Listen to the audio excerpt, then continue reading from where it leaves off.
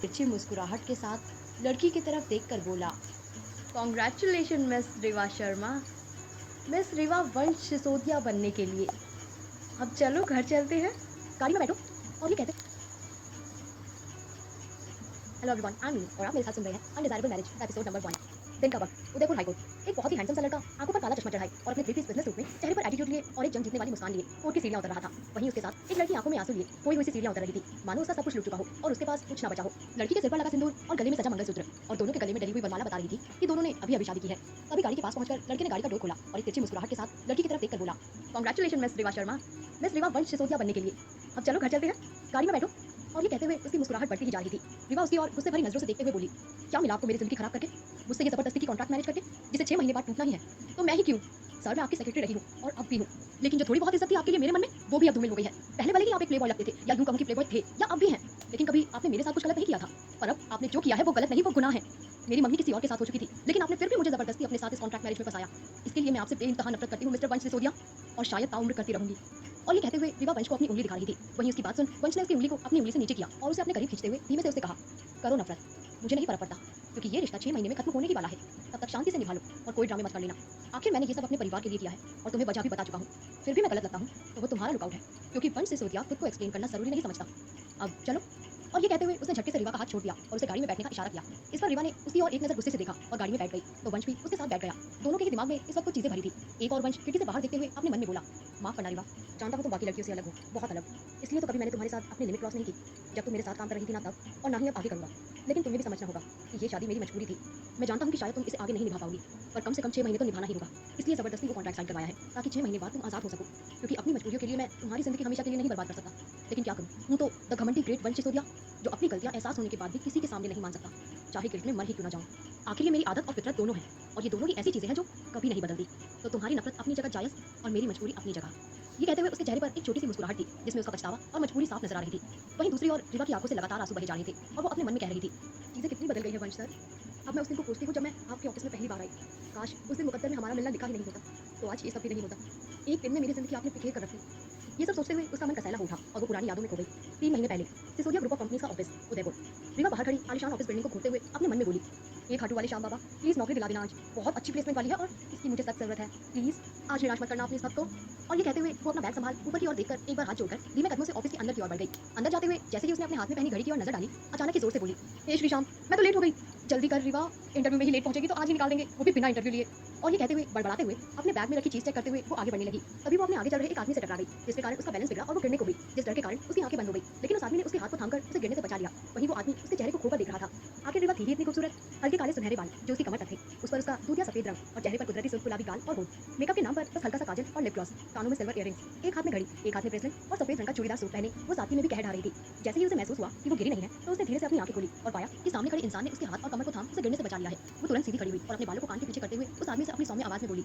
बचाने के लिए बहुत बहुत शुक्रिया और माफ करिएगा, देखिए मैंने आपसे टकरा गई। श्याम जी आपकी सभी मनोकामनाएं पूरी करें। अभी मैं लेट हो रही हूँ, वरना आपसे अच्छे से माफी मांगती। सॉरी, मुझे इंटरव्यू देने जाना है अंदर। और ये कहते हुए वो आगे जाने लगी। तभी वो आदमी उसे रोकते हुए बोला। सुनिए मिस, मैं भी अंदर ही जा रहा हूँ, चलिए आपको आपकी मंजिल तक छोड़ देता हूँ। इस पर रिवा मुस्कुरा दी तो वो उसके साथ चल दिया। चलते चलते उस आदमी ने फिर पूछा।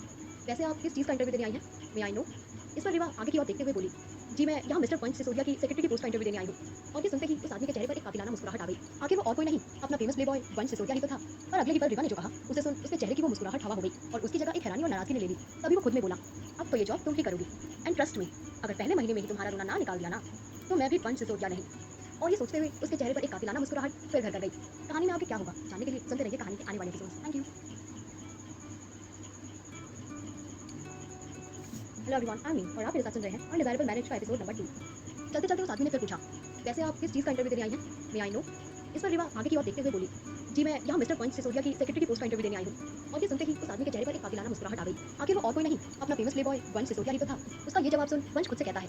सॉरी मिस, तुम मेरे टाइप की नहीं हो, और जैसा तुम्हारा कॉन्फिडेंस है उसे देखकर लगता नहीं है कि तुम्हें ये जॉब मिलेगी। You are beautiful but you are not my type. और वंश सिसोदिया को ब्यूटी से ज़्यादा टाइप और वाइफ वाले लोग पसंद है। तो अगर इंटरव्यू से भी नहीं मिली जॉब, तो मेरी तरफ से भी नहीं मिल रही। और ये सोचते हुए उसके चेहरे पर उसका घमंड साफ नजर आ रहा था। और तभी रिवा बोली। वैसे मैंने सुना है कि यहाँ के जो बॉस हैं मिस्टर वंश सिसोदिया, काम के मामले में बड़े खड़ूस हैं। वैसे बड़े ठरकी और लड़कीबाज आदमी हैं, ऊपर से उस महान बुद्धिजीवी व्यक्ति में घमंड भी कूट कूट कर भरा है, जैसे कोई हूर का बड़ा है जो आसमान से टपका है। उसके इतने चर्चे सुने हैं ना इस शहर में, वो भी ऐसे वाले, मन करता है जब सामने आए तो अपने नाखूनों से उसका मुंह नोच लूं, पर कर नहीं सकती, मजबूरी है, क्योंकि नौकरी भी यहीं करनी है आखिर, यही एक वैकेंसी दिखी और मुझे उसके नीचे बिल्कुल काम करने की इच्छा नहीं है, क्योंकि मुझे लड़कीबाज लोग नहीं पसंद। रिवा बिना रुके बोले जा रही थी, आखिर उसका व्यक्तित्व ही ऐसा था कि बिना सोचे समझे वो कहीं भी कुछ भी बोल देती थी। वो दिल की साफ और एक सरल स्वभाव की व्यक्ति जो ठहरी। वहीं उसकी बातें सुन वंश के चेहरे की वो मुस्कुराहट हवा हो गई और उसकी जगह एक हैरानी और नाराजगी ने ले ली। तभी वो खुद से बोला, अब तो ये जॉब तुम ही करोगी, एंड ट्रस्ट मी, अगर पहले महीने में ही तुम्हारा रोना ना निकाल दिया ना, तो मैं भी वंश से सोचा नहीं। और ये सोचते हुए उसके चेहरे पर एक कातिलाना मुस्कुराहट फिर घर कर गई। तभी रिवा उसकी ओर पलटी और बोली, हे श्याम जी, तब से मैं ही बोले जा रही हूँ, आपने तो कुछ बोला भी नहीं, ना अपना नाम बताया। चलिए आप बताएं, उससे पहले मैं बता देती हूँ। I am Riva, Riva Sharma. और आपकी तारीफ? ये कहते हुए रिवा ने अपना हाथ उसकी और हैंडशेक के लिए बढ़ाया। इस पर वंश कुछ कहता उससे पहले ही अंदर से उसका असिस्टेंट और दोस्त दर्श आते हुए बोला, वंश सर, अच्छा हुआ आप आ गए, मुझे इन जरूरी डॉक्यूमेंट्स पर आपके सिग्नेचर चाहिए, प्लीज कैबिन में चले अपने। वहीं ये सुनते ही रिवा की ग्रे आंखें और बड़ी बड़ी हो गई और उसका एक्सप्रेशन ऐसा था कि मानो कांटो तो खून नहीं, मांगो तो पानी नहीं। वो कभी हैरानी से वंश तो कभी दर्श की ओर देखती। तभी उसका ध्यान गया कि जब से वो वंश के साथ चलकर अंदर आ रही थी, हर कोई उन्हें देखकर खड़ा हो रहा था और अब उसे समझ आया कि उसने फ्लो में किसके सामने क्या बोल दिया। उसने कितनी बड़ी गलती कर दी ये महसूस कर उसने अपनी आंखें बंद कर ली, वो भी कसकर।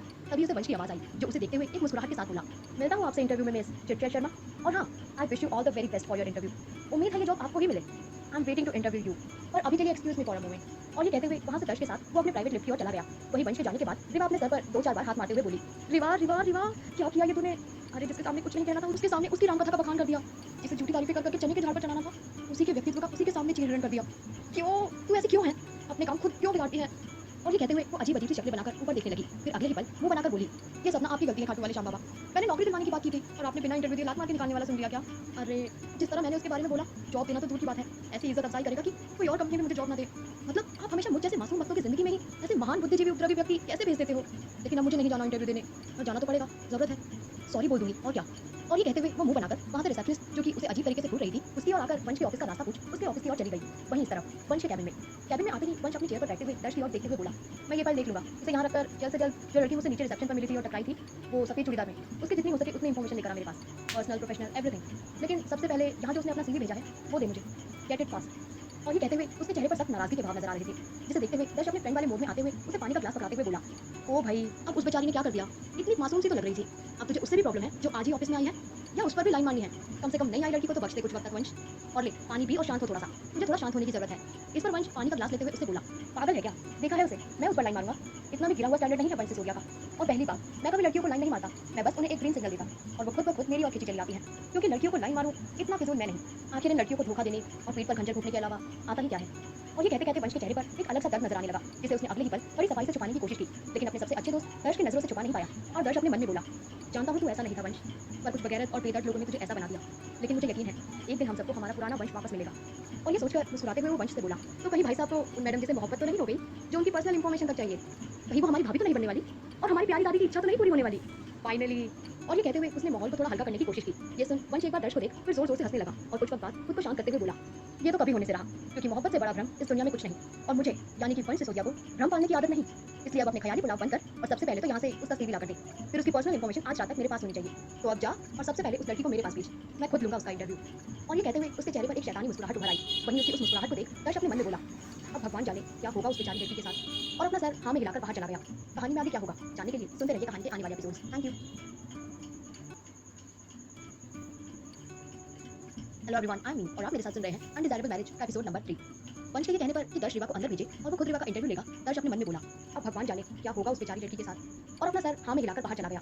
उसके जाते ही वंश अपने हाथ में पकड़ी पेन को घुमाते हुए बोला, मिस रिवा शर्मा, तुम्हें पक्का लग रहा होगा कि तुम्हें ये जॉब नहीं मिलेगी, और लगना भी चाहिए, पर क्या है ना, वंश सिसोदिया का तरीका थोड़ा अलग है।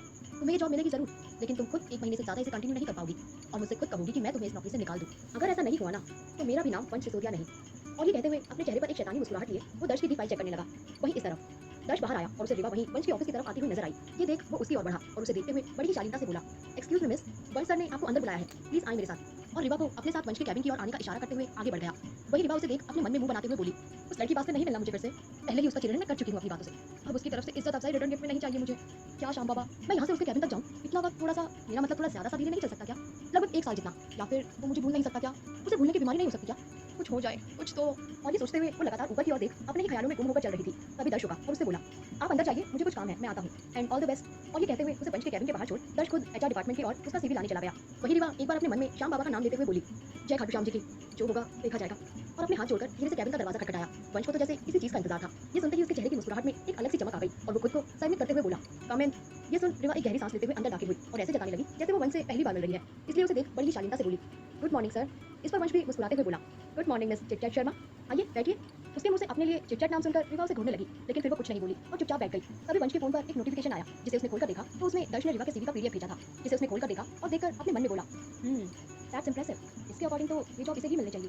मार्क्स बहुत अच्छे हैं, प्रैक्टिकल्स इंटर्नशिप में भी अच्छे मार्क्स दिए गए हैं इसे। तो आई डोंट थिंक कि मेरा फैसला गलत होगा इसे जॉब देने का। और अगली बार रिवा को देखते हुए बोला, चलिए आपके चिटचैट को छोड़ते हुए मिस चिटचैट शर्मा, हम आपका इंटरव्यू शुरू करते हैं। So let's get started. अब अपने लिए ये नाम रिवा से बर्दाश्त नहीं हुआ तो वो अपने मन में बोली, आया बड़ा मुझे चिटचैट बोलने वाला, खुद भी तो कब से बतख की तरह क्वैक क्वैक करे जा रहा है।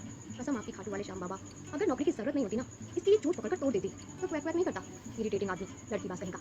और ये सब सोचते हुए उसका मुंह बने जा रहा था, लेकिन वो ये बातें वंश के सामने कह नहीं सकती थी, इसलिए बस कुछ पल मुंह बनाने के बाद मुस्कुराकर रह गई। तभी वंश ने उससे सवाल करने शुरू किए और उसने भी कॉन्फिडेंस के साथ उन सवालों का जवाब दिया, जिन्हें सुनकर वंश अपने मन में बोला, अगर मैं इसके फेवर में नहीं भी होता तो इतने टफ सवालों का इतनी आसानी से जवाब देने के बाद जॉब इसे ही मिलती। I should not have judged her by her dressing style. लेकिन कुछ भी कहूँ, इंडियन में अच्छी लगती है।